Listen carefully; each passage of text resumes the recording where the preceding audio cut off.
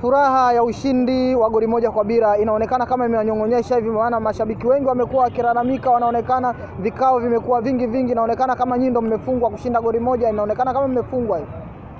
Ni mashindano makubwa, ni mashindano ambayo ni nusu finali, ni mashindano ambayo inakuwa na home advantage.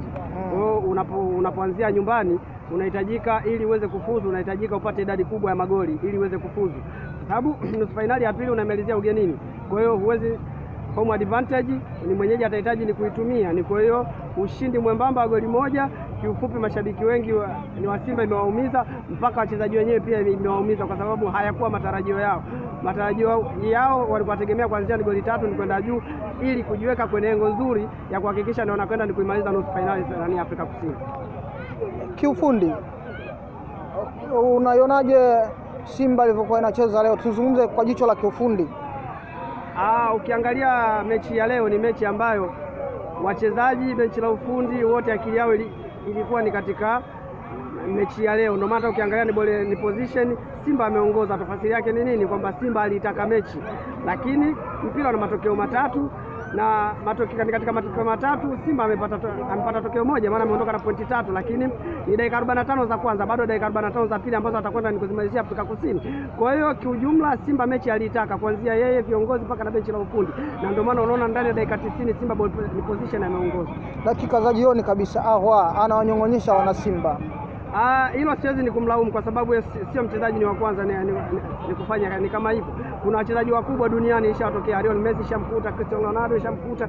Kwa hiyo ni katika hali ya mchezo na tempo ya mchezo ilivyokuwa, kukosa ni swala la mchezo, lakini amefanya ni kazi nzuri, kaipokea pasi, kampunguza golikipa, finishing yake ikawa mbovu. Siwezi ni kumlaumu sana, kwa sababu sio mchezaji ni wa kwanza ni kufanya hivyo. Haikuwa siku yake nzuri kazini, ilikuwa siku yake mbaya kazini, lakini kama na imani ingekuwa ni siku yake nzuri, alikuwa na score na kuandika magoli mawili ya Simba Sports. Stellenbosch wanaonekana walikuwa bora sana kudominate kiungo, mpaka viungo wa Simba kaonekana kama wanaanza kukatika hivi.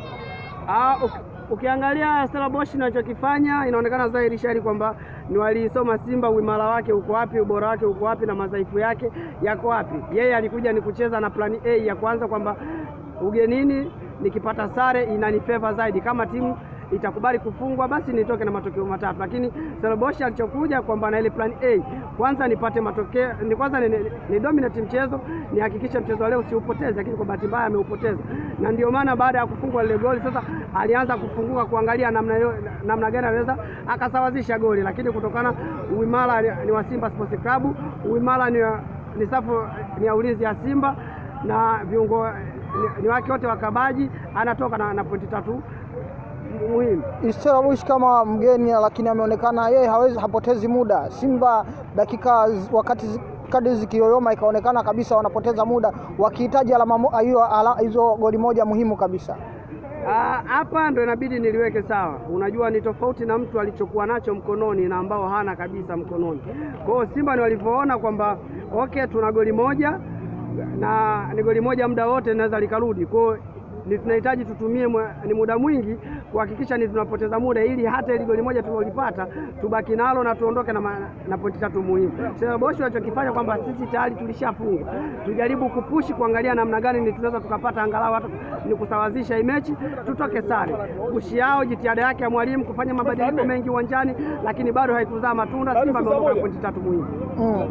Unaona matokeo gani South Africa? Mpira dakika 90. Mpira dakika 90 lolote linaweza likatokea. Sijampa 100% ni kwamba Simba amefuzu finali, wala sijampa 90% ni kwamba Simba ametolewa nusu finali. Ni kwa sababu tayari kwamba bado dakika 45 za kwanza ni kwenda kutumika Afrika Kusini. Kikawaida mwenyeji atatumia home advantage ya mchezo, atahitaji kufunguka zaidi ni kuliko Simba.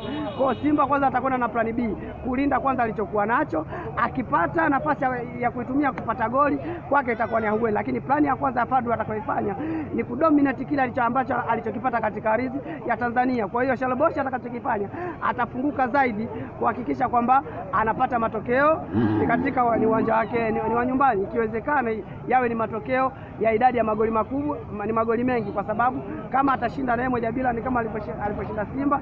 Dakika 90 ni kama sio 120, basi dakika 90 zitakwenda ni kuamuliwa na mikwaju ya penalty. Kwa hiyo Bosch atakachokifanya atahitaji kufunguka zaidi kuhakikisha kwamba anapata matokeo mazuri na kwa idadi kubwa ya magoli. Ukimwangalia aina ni ya Fadlu, mechi za ugenini anajua ni kuzicheza. Sio kocha ambao huwa anafunguka ni kirahisi, na sio kocha ambaye anaofungwa magoli mengi zaidi. Ukiangalia ni katika safari ya Fadlu ya kombe la shirikisho, magoli mengi aliyoruhusu ni magoli 2 tu dhidi ya Constantine. Unamwangalia Fadlu ni kocha wa aina gani, kwamba ni kocha ambaye huwa sio kocha ni wa kuruhusu magoli, sio kocha ni wa kuruhusu ni magoli mengi. Kwa hiyo ni mechi ambayo bado ipo 50-50. Ni mwalimu atakapochanga ni karata zake vizuri, ndio ni mwalimu anaokwenda ni fainali na timu yake.